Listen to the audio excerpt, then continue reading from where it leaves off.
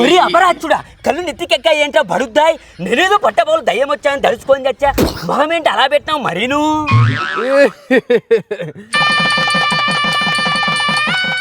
కా స్వామి, ఆ రోజు నా పెళ్లి చేసింది నువ్వే కదా స్వామి? అవునరా సుంటా, ఎవరినో అమ్మాయిని లేపుకొచ్చావు, గబరగా పెళ్లి చేయమన్నావు.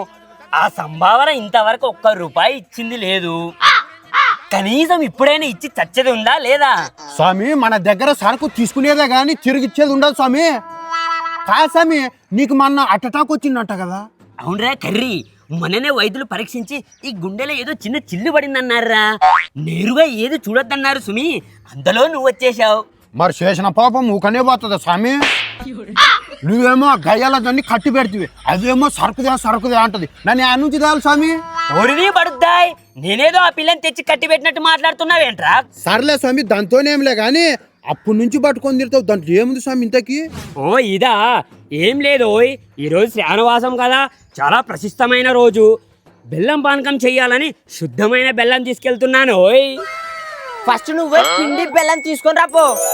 ఏం స్వామి, ఇంటికి తాళమేసి లేవు? అవునా, ఏసానే.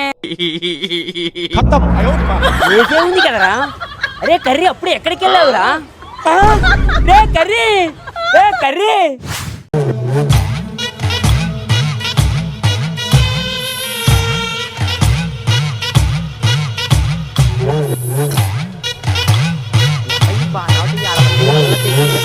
ఇప్పుడు కూడా పిండి బెల్లం ఆడ తీసేసి తెస్తాడు ఇలా మంత్రాల పకీరు చెప్పే మాయ మంత్రం కథ కదే జంటోళ్లను భయపెట్టి